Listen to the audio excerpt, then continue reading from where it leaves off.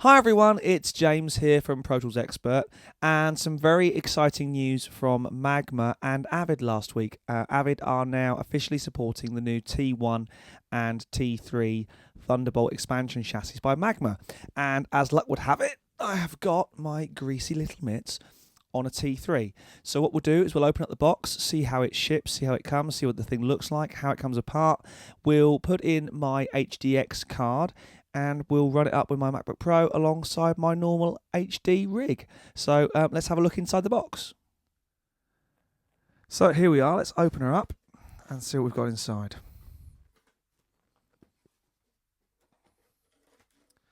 So nicely packaged up, we like that. Unfortunately, it's not the eco-friendly cardboard type, but probably the more gear-friendly foam type. Instructions, they won't last long. Registration card, we like that. US style power cable, I think.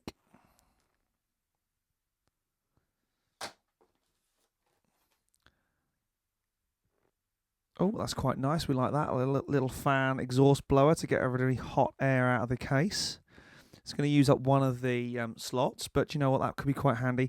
I know HDX cards do get pretty warm. Put the mic down a sec.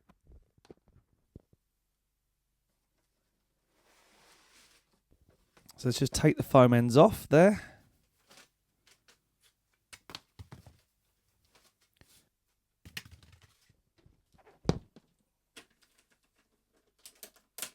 And we'll open up the actual plastic sealing.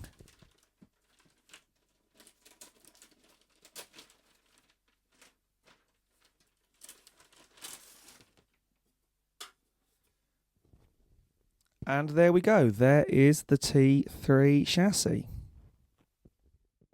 There's my 3 slots on the back and the 2 Thunderbolt ports. Conventional style UK kettle style on the back and our fan.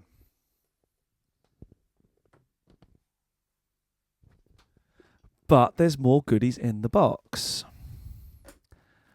Now that we like a lot. That is the carry case. The whole idea, obviously, of an expansion chassis is to be used with like a MacBook Pro or now the new Mac Mini, which again has also been qualified by Avid. So now we've got the carry case for it. We like that a lot.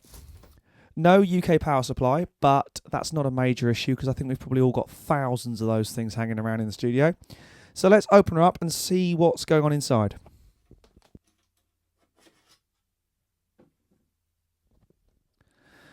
So there's the view down inside the T3 chassis. You can see plenty of room for full-length cards.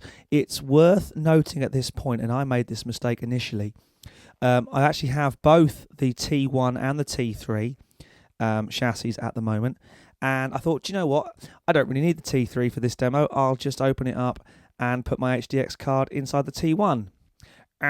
Thanks for playing, but unfortunately the T1 chassis only fits the smaller kind of 1/2 and 3/4 length cards.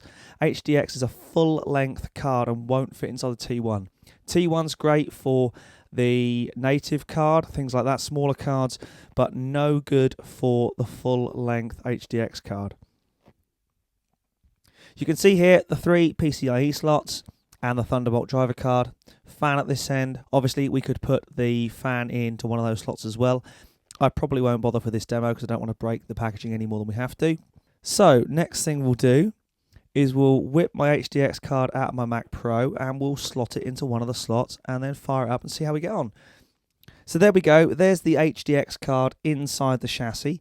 So all we need to do now is power it up and connect it up to my Avid HDIO and an old 192, and we'll run some sessions through it on my MacBook Pro.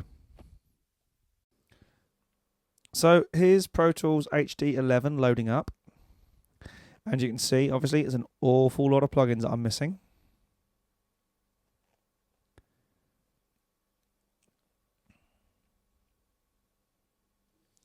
So let's load up the last session I had.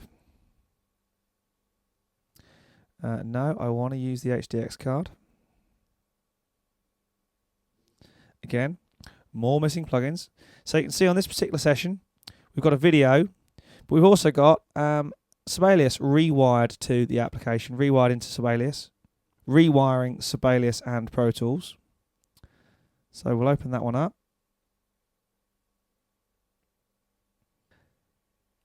So you can see it's a reasonable size session. There's plenty going on. Full brass, full drums.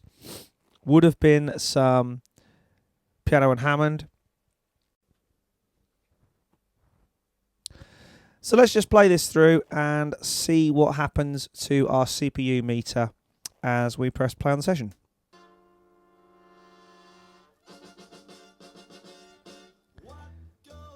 So we get an initial spike of about 50% on the CPU. And you can see as it dumps in lots of video,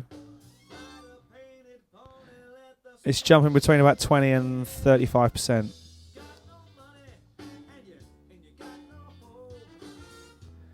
And that's at 128 samples.